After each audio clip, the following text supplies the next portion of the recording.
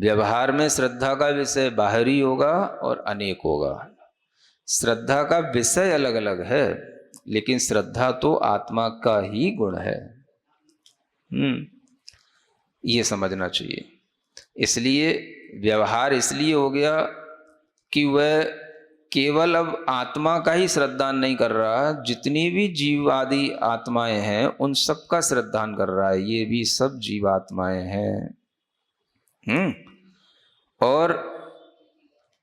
और उन जीवों में भी है ना, वह अनेक रूप में उन जीवों का श्रद्धान कर रहा है। ये अनेक तरह के जीव हैं, एक इंद्री, दो इंद्री आदि, तो भी ये सब व्यवहार है ना। अथवा वो अपने भी आत्म तत्व में अनेक तत्वों को देख रहा है। हमारी आत्मा में आश्रव भी हो रहा है, बंध भी हो रहा है, संवर भी हो रहा है, निर्जरा भी हो रही है। तो वह अनेकों में विभाजित जब श्रद्धान हो जाता है तो वो व्यवहार कहलाने लग जाता है। लेकिन श्रद्धा तो आत्मा का ही गुण है, आत्मा से ही प्रकट होगा। तो वो विषय उसका व्यवहार रूप भी हो सकता है, निश्चय रूप भी हो सकता है। ये समझने की चीज है। इसलिए दुर्भिण वेश विमक्कम, जो दुर्अभिनिवेश से रहित णाणम जो ज्ञान है, सम्मम वह भी सम्यक ज्ञान कहलाता है। होदी सदी जम्मी, जिसके होने पर ही वह होता है। सम्यक दर्शन होने पर ही सम्यक ज्ञान कहा जाता। जिसके होने पर आत्म में रत्नत्र ही मन बाता। थोड़ी नई छेड़ाला भी पढ़ा करो, उसमें भी कुछ सम्यक ज्ञान मिलेगा आप लोगों को। सिर तो सब हिलाते रहते हैं। नई छेड़ाला का भी पाठ किया करो। हिंदी में है तो थोड़ा सा कुछ पढ़ोगे तो कुछ दो चार लाइनें याद रहेंगी। हैं?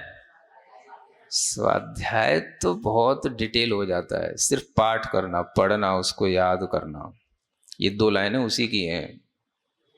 चौथी डाल की ये पंक्तियां हैं। सम्यक दर्शन होने पर ही सम्यक ज्ञान कहा जाता, जिसके होने पर आत्म में रत्नत्र ही मन भाता। तो ये चीजें हैं। तो णाणम सम्मम होदी, ज्ञान सम्यक हो जाता है। अभिनिवेश, दुष्ट जो अभिनिवेश हैं, अभिनिवेश मतलब दुष्ट जितने भी अभिप्राय हैं उसको दुर्भिण वेश कहते हैं। दुष्ट जितने भी आग्रह हैं, अभिप्राय हैं, वो सब ज्ञान में से निकल जाते हैं। ज्ञान में से दुष्टता निकल जाएगी तो सम्यक ज्ञान आएगा। दुर्भिण वेश विमुक्तम, दुरअभिनिवेश से विमुक्त ज्ञान सम्यक ज्ञान होता है। फिर उसमें एकांत का कोई आग्रह नहीं रह जाता। एकांत अभिप्राय तो उसके लिए जहर होता है, उसको सम्यक ज्ञान कहते हैं। तो ऐसे दुष्ट अभिप्राय से जो रहित हो गया, वो ज्ञान सम्यक ज्ञान तभी होगा जब आपके पास में सम्यक दर्शन होगा, है ना। तो सम्यक दृष्टि जीव का ज्ञान भी देख करके आप समझ सकते हैं कि इसके पास सम्यक दर्शन है कि नहीं। जो दुष्ट अभिप्राय से रहित, दुष्ट आग्रहों से रहित, दुरअभिनिवेश से रहित ज्ञान की परिणति है, वो सम्यक ज्ञान की परिणति कहलाती है। कितने बड़े बड़े सूत्र हैं, कितनी अच्छी अच्छी चीजें हैं, सरलता से मिलती हैं तो कीमत नहीं है, बस इतना ही है। तो द्रव्य संग्रह है, मंदिरों की अलमारियों में सब जगह पड़ा रहता है द्रव्य संग्रह। वो तो बचपन से पढ़ते आए हैं, बहुत बार पढ़ लिया महाराज, बार क्या पढ़ा। ऐसे अभिप्रायों से भी सम्यक ज्ञान के प्रति आदर नहीं आता है। तो सम्यक दर्शन के होने पर, सदी जम्मी माने जिसके होने पर, यानी सम्यक दर्शन के होने पर ही ज्ञान सम्यक ज्ञान होता है, ये इसका अर्थ है। अब इसकी डिटेल है, लंबी है, बहुत अच्छे ढंग से सम्यक दर्शन को समझाया गया है। वीतराग सर्वज्ञ प्रणीत शुद्ध जीवादि तत्व विषय चल मलिन अवगाढ़ रहितत्वेन श्रद्धानम रुचिर निश्चयः इदम एव इत्थम एव इति निश्चय बुद्धि सम्यक दर्शनम, है ना। ये सम्यक दर्शन है। अब इस सम्यक दर्शन में भी बुद्धि कैसी हो जाती है? निश्चय बुद्धि हो जाती है। जैसे कल बताया था ना, सम्यक दर्शन में निश्चय हो जाता है तो उसको लोग निश्चय सम्यक दर्शन मानने लग जाते हैं। हाँ, मतलब उनकी भाषा में जो कहते हैं ना, सम्यक दर्शन में श्रद्धान कर लिया, निश्चय कर लिया, तो वो उसे निश्चय सम्यक दर्शन मानने लग जाते हैं। हाँ, तो जो यहाँ पर निश्चय बुद्धि लिखी है, निश्चय की बुद्धि माने ये निश्चय कर लिया, तो जो निश्चय हो गया बुद्धि में है उसका नाम लोग क्या मान लेते हैं? निश्चय सम्यक दर्शन। जबकि निश्चय सम्यक दर्शन तो आप पिछली 2 गाथाओं में बता ही चुके हैं क्या होता है। तो ये निश्चय जो बुद्धि है, ये निश्चय सम्यक दर्शन के लिए नहीं है, ये व्यवहार सम्यक दर्शन के लिए है। समझ आ रहा है?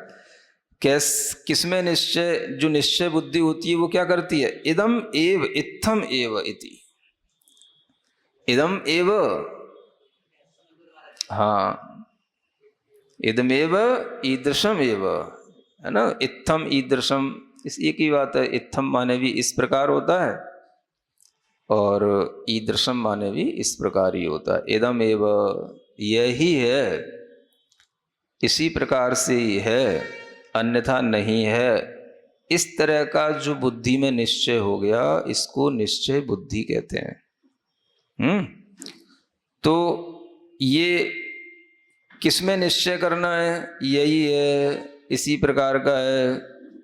वीतराग सर्वज्ञ भगवान के द्वारा कहे हुए जो शुद्ध जीव आदि तत्व बताए गए हैं, उनमें ये निश्चय करना, है ना।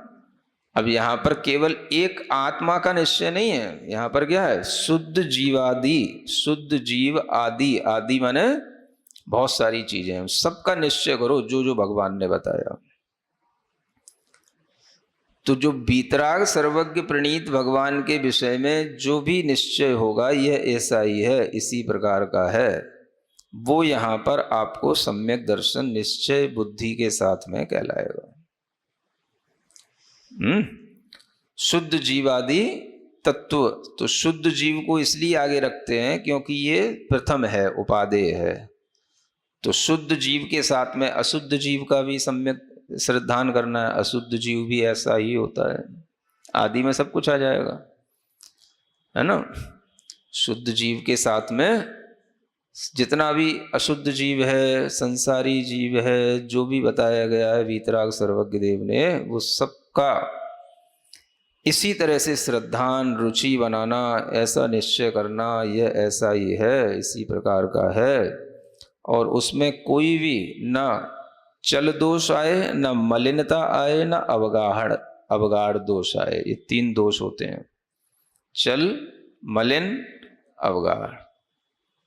चल माने चलायमान ना हो जाए आपका ज्ञान, चलायमान माने विचलित ना हो जाए, मैला ना हो जाए। अवगाढ़, मलिन माने मैला ना हो जाए, मलिनता से रहित। और अवगाढ़ माने बिल्कुल निष्कंप। अवगाढ़ का मतलब गढ़ा हुआ, बिल्कुल जैसे होता है खंबा, वैसे। तो इन 3 विशेषताओं के साथ में वही भाव आएगा, ये यही है, ये इसी प्रकार का है।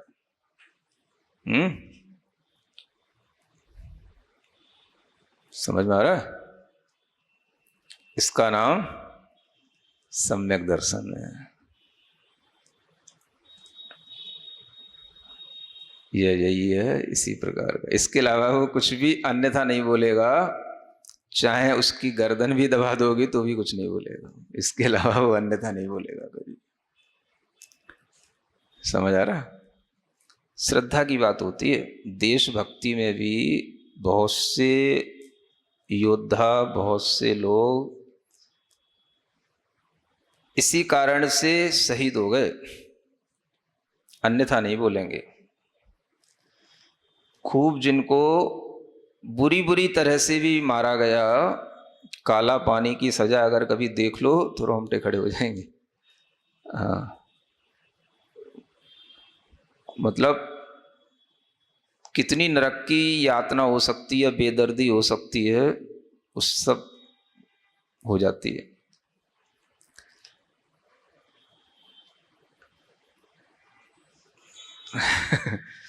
मतलब बिल्कुल हिला देने वाला वो जो दृश्य है, मतलब काले पानी के कभी आप वीडियो देखो तो उल्टा लटका करके खौलता हुआ गर्म पानी डालना, जिंदा आंखें निकाल लेना, नाखून निकाल लेना, ये सब लोगों ने किया, फिर भी इंकलाब जिंदाबाद करते रहे। समझ आ रहा है? दास्ता स्वीकार नहीं की। तो इसी तरह की जैसे देशभक्ति में योद्धा जैसे देश के प्रति इदम एव ईदृशम एव, ऐसे ही सर्वज्ञ भगवान ने जो कहा है आत्म तत्व के बारे में, अन्य द्रव्यों के बारे में, इदम एव ईदृशम एव, बस इस तरह का जो श्रद्धान है ये भी आत्मा का स्वरूप है, ये भी सम्यक दर्शन है। केवल आत्मा के अनुभव का नाम सम्यक दर्शन नहीं होता। मूर्ख लोगों को कौन समझाए?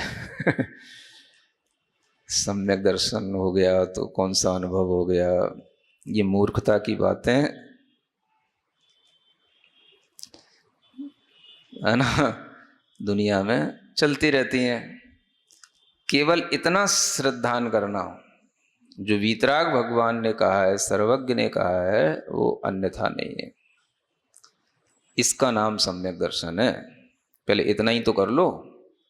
आत्मा के अनुभव का नाम सम्यक दर्शन होता है। आत्मा का अनुभव कब हुआ तुमको, कैसे होगा, कभी किया कि नहीं, तो फिर सम्यक दर्शन कैसे हो गया? कई बूढ़ी दादी अम्मा मंदिरों में बैठा बैठे मुंह चलाती रहती हैं, बस ऐसे ही बैठे बैठे, कुछ पता ही नहीं है क्या सम्यक दर्शन होता है, क्या नहीं होता। कोई भी उनके सामने बैठे वे अपना ही आलाप आलापती हैं। पहले ये तो श्रद्धान करो, वीतराग सर्वज्ञ प्रणीत जीवादि तत्व के विषय में। जीवादि तत्व माने सभी तत्व, चाहे वो आश्रव हो, चाहे बंध हो, चाहे संबर हो, चाहे निर्जरा हो, चाहे शुद्ध जीव हो, चाहे अशुद्ध जीव हो, चाहे संसारी आत्मा हो, चाहे मुक्त आत्मा हो, जो बताया गया है भगवान वीतराग ने, पहले उसका श्रद्धान तो करो। आत्मा का अनुभव, आत्मा का अनुभव, सब ऐसे बोर आ रहे हैं सब। कहाँ से आत्मा का अनुभव होगा किसको? व्यवहार तो हो नहीं रहा, आत्मा का अनुभव हो रहा है। छोटी छोटी बातों में तो बिक जाते हैं। हाँ, पैसे के नाम पे, अपने पंथ को बढ़ाने के नाम पे कुछ भी कर बैठते हैं। सब तो बेच रखा है, जमीर तो कुछ है नहीं। आत्मा का अनुभव कर लो उनसे। तो ऐसे लोगों के लिए पहले ये श्रद्धान करना सीखना है जो यहाँ बताया जा रहा है। इदम एव इत्थम एव इति निश्चय बुद्धि। बुद्धि में जो निश्चय हो गया, उसे कोई कितना भी कुछ कह दे उसको बिगाड़ना नहीं, है ना। इस तरह का सम्यक दर्शन जो है, यह भी तच्च अभेद नयन रूपम स्वरूपम तु, यह भी अभेद नय से देखा जाए तो ये भी स्वरूप है, रूप है। कस्य आत्मने, आत्म परिणाम है इत्यर्थ। ये भी तो आत्मा का ही परिणाम है, माने आत्मा से ही तो उत्पन्न हुआ परिणाम है। तो आत्मा का ही तो ये भाव हुआ, श्रद्धान हुआ। तो अभेद नय से अगर हम देखें तो ये भी अभेद नय से ये भी आत्मा का स्वरूप है ना। अभेद नय से आत्मा ही सम्यक दर्शन है, ज्ञान चारित्र, वो भी अभेद नय से है। लेकिन ये वाली जो बुद्धि है जो आत्मा में इसी तरह से जुड़ रही है, सर्वज्ञ प्रणीत बातों के श्रद्धांत से ये श्रद्धा भी तो आत्मा की ही है, अभेद नय से आत्मा की कहलाएगी, ये कहने का तात्पर्य। बस आत्मा में उत्पन्न हो रही है, आत्मा का ही परिणाम है, इसलिए अभेद नय से ये भी सम्यक दर्शन है। कितनी बड़ी बात है। तस्य सामर्थ्यम महात्म्यम दर्शयति, उस सम्यक दर्शन की महिमा या सामर्थ्य अब हम यहां पर आपको दिखाते हैं। यस्मिन् सम्यक्त्वे सति ज्ञानम सम्यक भवति, स्फुटम कथम भूतम सम्यक भवति। जिस सम्यक्त्व के हो जाने पर ज्ञान सम्यक होता है, चलित प्रतिपत्ति, गच्छत तृण स्पर्श, सुक्ति का शकल, रजत विज्ञान सदृशई संसव विभ्रम मोह विमोहैर मुक्तम रहितम इत्यर्थ।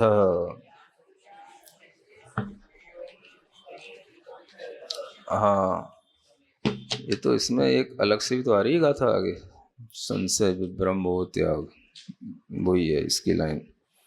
तो दुर्भिण वेश विमुक्त का मतलब यहां पर यह निकाला कि जिस ज्ञान में संशय विभ्रम और मोह न रह जाए, है ना, इन जीवादि तत्वों के प्रति न संशय हो, न भ्रम हो, न किसी तरह का विमोह रह जाए।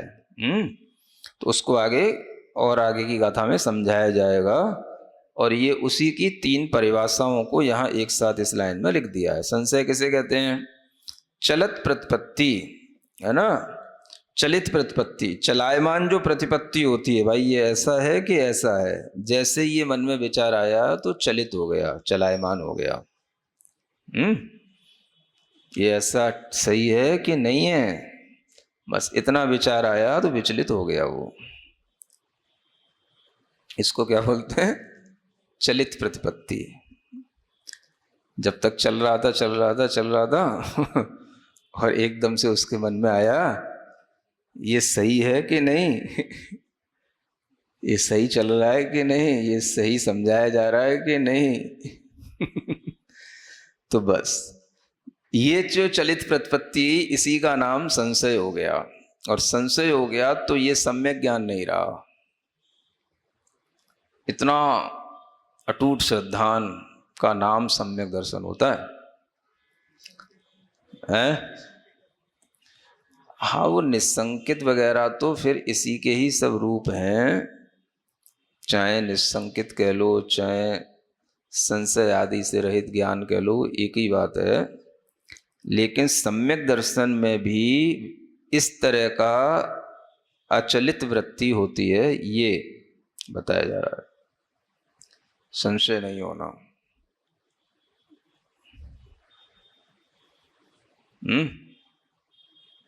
मोक्ष मिलेगा कि नहीं मिलेगा, महाव्रत धारण करने से कुछ कर्म निर्जरा होगी कि नहीं होगी, संशय भी नहीं आना, तो वो सम्यक ज्ञान बना रहता है। इतना कष्ट सहने से क्या होगा, कुछ आगे होगा भी कि नहीं होगा। देवता कुछ होते भी है कि नहीं होते हैं, 16 स्वर्ग होते हैं, एक आदमी होता है कि नहीं होता है? कोई भी तरह की चलित प्रतिपत्ति हो सकती है, चलित ज्ञान किसी भी विषय में चल सकता है, बस जो हिला वो चला, चला तो चलते बना। तो इतना संशय भी नहीं होना, इसको कहते हैं, है ना, दुर्भिण वेश विमुक्तम। ऐसे ही गच्छत तृण स्पर्श, जो चल रहा हो उसको तृण स्पर्श हो जाता है तो वह उसका निर्णय नहीं ले पाता, उसको भ्रम बना रहता है, तिनका लगा कि नहीं लगा। तो ऐसे ही ये जीवादि पदार्थ हैं कि नहीं, इस तरह का एक प्रतिपत्ति होती है जो ऐसा आभास कराए, उसका नाम है विभ्रम। और सुक्ति का शकल रजत विज्ञान सदृश, है ना, ये सुक्ति का है या ये रजत है, जैसे सीप कहें या चांदी कहें, तो सीप को चांदी मान लेना, चांदी को सीप मान लेना, ऐसे सीप और चांदी का अंतर नहीं रख पाना, ये मोह कहलाता है, विमोह कहलाता है ना। सीप में चांदी का विज्ञान कर लेना, ऐसे संशय विभ्रम और विमोह से रहित जो श्रद्धान होता है उसको सम्यक दर्शन कहा जाता है। ठीक है, इस तरह का यह एक संक्षेप से इसका अर्थ कहा। अब आगे इसका बहुत अच्छा विस्तार किया जाएगा।